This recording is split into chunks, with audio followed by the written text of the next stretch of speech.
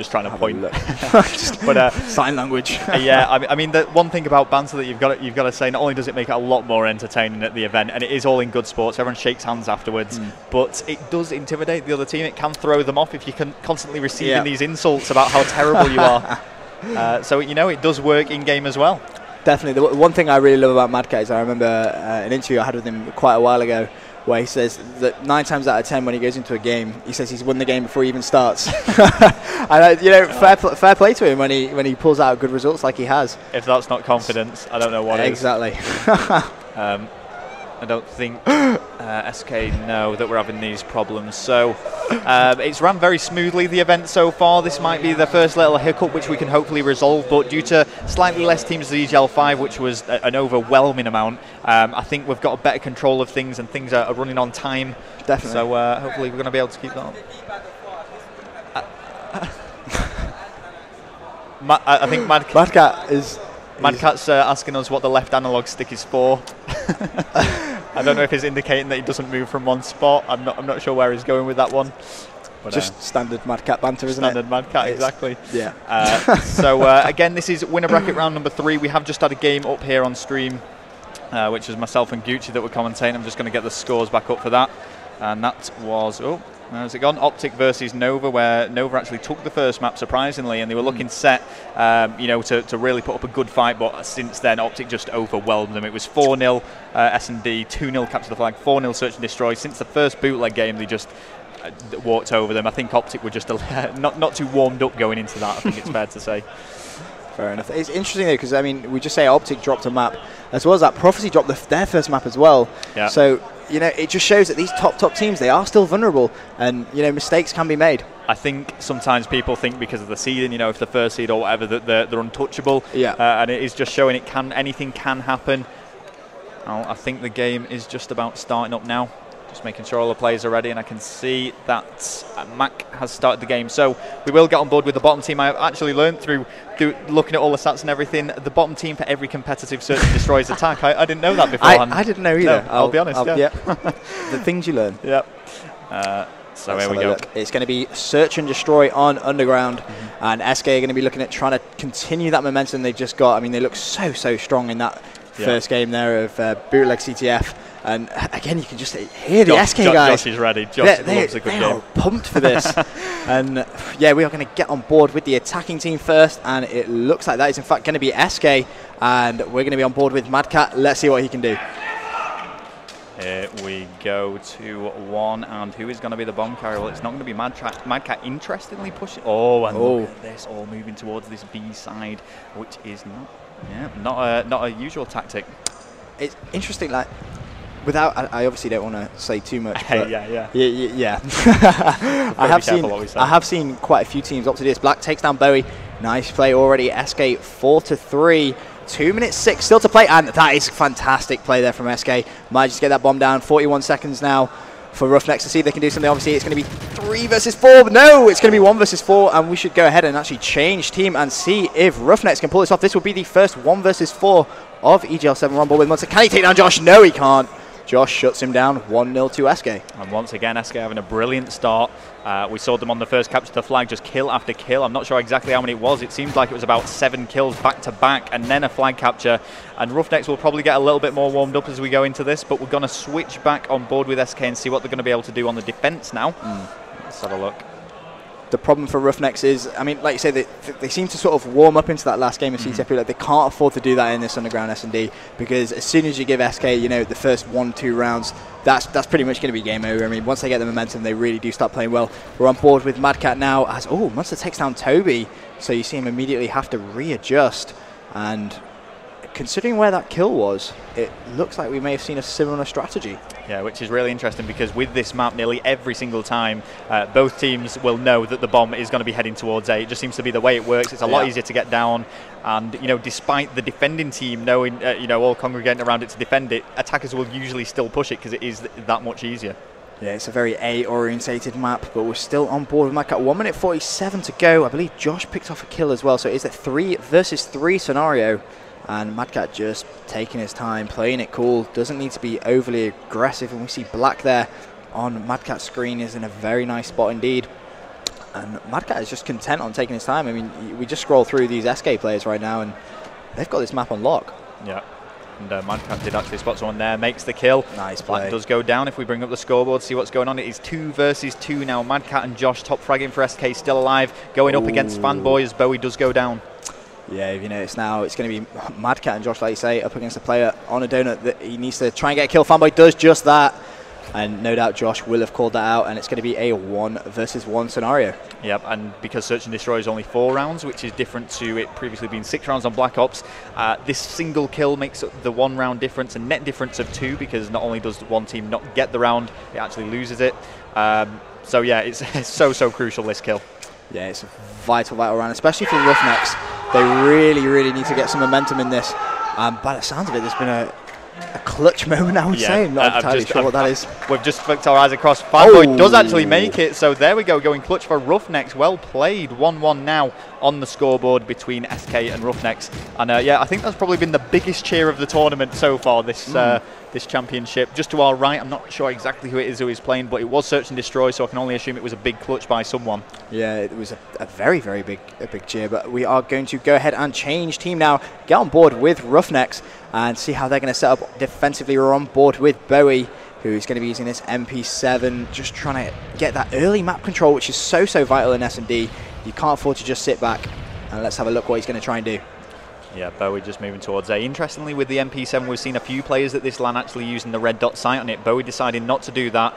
I think in general, most people tend to use the iron sights. It just seems a lot more comfortable for them. But like I say, the red dot seems to be coming into the community a little bit more.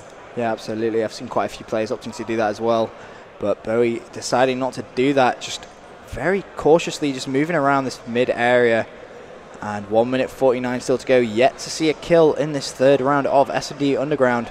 And Bowie seems just content right now. But fair play to him. Obviously, RoughNex are on defense. They don't need to run around like headless chickens. They can afford to do exactly how they're setting up. I think he does seem to be getting a little bit impatient, though. And whilst he could just sit back, it looks like he wants to push up. You've got to remember, like you're saying, Benson, he is on the defense. There's no reason to push up.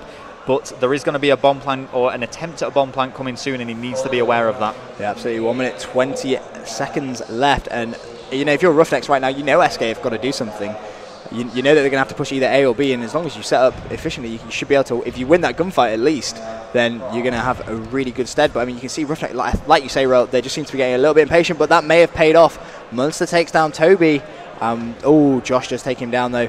And we'll just have a look. It is 3 versus 3 still, but time is of the essence. 55 seconds. SK really need to try and make a move right now. Yeah, and this is actually good play from RoughNex. They've been very passive on the defense, which has worked in their favor. They've not gone for any challenges. They've just literally defended those bombs, and the game strategy at the moment seems to be to run that time down, but the bomb has gone down uncontested there at A, and it's going to be up to Bowie and his 2 teammates to do something about this. Surprised RoughNex didn't actually have anyone at A. They seem to be all mid-map, and they are going to pay the price for that, I think. I mean, Madcatz just takes down Bowie. Brad, he's got a lot of work to do here. I mean, first of all, you have to get into A, but then you have to try and beat Josh, who's just lying on the floor in front of him. Nice, easy kill there. And Madcatz takes down Fanboy, and SK 2-1 up. And that was a nice play there by Madcatz. And smart play by Josh as well. Yeah, Josh just lying prone on the floor. And again, it's it's the complete opposite. Once the bomb is planted, you don't see Josh and Madcatz running out looking for the kills. They're just trying to hold it. Yeah. It's all about running that time down, and it seems to be working for these teams so far. We will spectate RoughNex one more time, but we want to watch someone else other than Bowie to start with. I want to see what Brad's going to be able to do. Yeah, this seems to be more of a normal strategy, shall we say, for Underground. Finally. Yeah, back to the norm. But as it stands, Brad heavily stunned. He did actually get a hit marker though when he threw that stun over, so he's going to know that there is an SK player around there. But I mean, right now they've set up so well. They just need to be trying to get. Yeah, that's exactly what I was going to say. Yeah. A bomb is going to be going down there. Oh, Fanboy engaging in some gunfires. The Semtex makes the kill. The bomb doesn't get planted though, and I think SK now will be more than wise to this A attack. Yeah, they're going to know that there's going to be quite a lot of numbers down that side, but Brad just playing it cool. 1 minute 50 still to play. So, he has just seen someone there. Just need to take his time. Bomb was picked up but immediately dropped. The frag came in from Toby. Let's bring up the scoreboard and see who's left alive. It is Brad and Bowie up against Madcatz, Toby and Josh. Both players. Both players yet to get a kill. So things aren't looking great for RoughNex. If now is a time to clutch, they couldn't be a better one. Now. Yeah. And Brad is going to do just that, takes down Black, and very aggressive indeed, but just falls back. So nice play there by Brad. But like you say, if they're going to clutch, this has got to be the time to do it. And immediately, bomb gets picked up. Toby takes him down. And there we go. We're going to see Brad just take his time now. And what's interesting is this is once again a 1 versus 1 situation. So all of the players have been eliminated. And despite the fact that, you know, SK may take this once again, the 3-1 scoreline overall in the Search and Destroy won't truly represent how close this has been so far.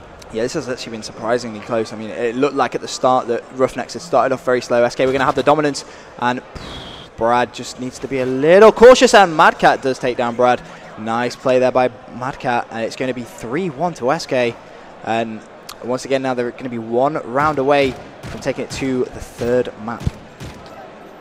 Okay, so it's quite interesting, really. We can actually hear the SK comms coming through our mics. It does make things quite distracting, but it is nice to hear that the communication that actually goes on. I mean, these guys are consistently talking, consistently calling stuff out, but we are going to get on board with SK now, and we're going to be on board with Toby, and I'm not sure if that was supposed to go where it went, but our RoughNex respond very quickly with a knife and a kill, and already SK on the back foot, 1 versus 4. Black with a lot of work to do. 2 minutes 9, plenty of time, and it'd be interesting to see how he plays this.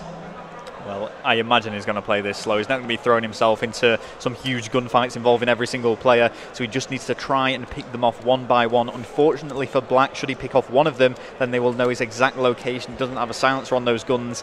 It's going to be difficult, and he does have the bomb to plant. It is a very hard task for him to do. 1 minute 46 left on the clock, and Black is just really taking his time. I don't think he's going to go for the plant at all. He's going to try and get every single kill. Judging by where the bomb is, he doesn't really have much of an option, I wouldn't say. But you see, he's playing it smart. He's trying to get himself into a better position, but does get seen by Bowie, and Bowie shuts him down. That is going to be 3-2 in SK's favour. And you know what? We can't write RoughNex off right now. They seem to be coming back into this game. Exactly. Very similar to the Capture the 5 bootleg, actually. You know, they had an extremely sloppy start, but they're straight back into this, only 1 round behind. But let's not forget, SK just need to win a single round that will push them forward 2-0 into this best of 5 series. Absolutely. We'll stay on board with SK. Obviously, now they are on defense, and to quote Madcatz himself, you need to be winning those defensive rounds. You can't afford to lose them. And we'll get on board with Black, and he's putting himself in quite a good vantage point, if I'm honest. I mean, from here, I'm pretty sure I'm not sure if it's where he was last time, but he's got a nice vantage point. From here, you can clearly see both bombs, and his teammates are a little bit further in front of him. Yeah, I mean, even if he doesn't manage to make kills, he has such a great overview of the whole map in front of him. He knows if people are going to be pushing through mid, he can keep checking both between A and B. And as we've seen now, this is exactly what I mean. Despite taking a few bullets, he can call out exactly where that player was. Yeah, smart play there by Black. Not even bothering to engage that gunfight. That you'd see quite a few players think, you know what, I've been shot, let me try and make that kill. But Black, just showing his experience, doesn't even need to challenge. And oh, wow, nice play by Black. I didn't even see him. But Brad responded. He must have thrown a nade or something before he died, and he took down Black with the explosion. But we default now over to Madcatz. 1 minute 34 still to play, and RoughNex really need to try and make a move. SK a very defensive team when they are on the defense side. You know, some teams actually are more aggressive when they're on defense, but SK, you know, they take it very literally. Oh, head to head. Nice. Oh, I wasn't sure what was going to happen there. Gets the better of Monster. Let's bring up the scoreboard and have a look. It's 2 versus 2. Madcatz in a gunfight. Oh, no kill made. Madcatz there, his accuracy seems to just sort of desert him momentarily. He's going to have a rough idea of where one of those players is. 1 minute left to play. Bowie takes down Josh. Madcatz 1 versus 2. And he really needs to try and get himself into a better position, if I'm honest. And that looks as though exactly what he's going to do. 53 seconds. He looks like he's anticipating quite rightly where those players are going to be. Very nice play by Madcatz. Takes down Bowie. And it's 1 versus 1. 1 versus 1 again. Time and time again we are seeing this. A very, very close search and destroy. Probably the closest one stream. Oh, we didn't see him. And just to satisfy that, there we go. 3-3 now. It all comes down to this final round. This is the time for someone to go clutch. And who do we want to watch? I mean, we've seen an equal amount of rounds between both teams. I'm tempted to say RoughNex because they've managed to mount this comeback. I think they probably deserve to have a little bit of stream time. See if they can actually go ahead and take this map, which would really spice things up a little bit. It seems like they were maybe a little bit nervous, but now they seem to have settled down quite a lot. And we'll get on board with Fanboy now, making his way down towards this bomb site, and you just see all the stuns and nades fly straight across. And, oh, very ambitious play, and takes down Josh. Did not expect that, if I'm honest. But it's going to be 4 versus 3, and RoughNex look in a very good position to take this. Yeah, SK in a spot of trouble now. They do have that extra man on board for RoughNex. The smokes have gone down around the A bomb site. No bomb was attempted to be planted, so that has forced SK to utilise their frag grenades and actually waste them. Yeah, smart play there by RoughNex. Just sort of fooling SK, if you will. And, Fanboy. I thought he killed it. He basically did what we saw Josh do. He just lay in the middle and managed to pick off a very important kill. I believe that is going to be 3 versus 2 in RoughNex's favour. Toby and Black, interestingly, the 2 bottom plays. Madcatz currently going 8-4. But we say that Fanboy 8-3, having a game of his life. Toby does take down Munster, though, with the nade. And it's going to be 2 versus 2. 1 minute 30 still to play. RoughNex need to try and get this bomb down. This is incredibly close, and it would not surprise me if we see this going to a 1 versus 1 situation yet again between these two teams who are... There's nothing between them here on this search and destroy. It really could go either way. Every time we see one player make a kill, it's immediately shut down. It's such a close game. But, I mean, Fanboy opting to try and pick that bomb up has succeeded. 1 minute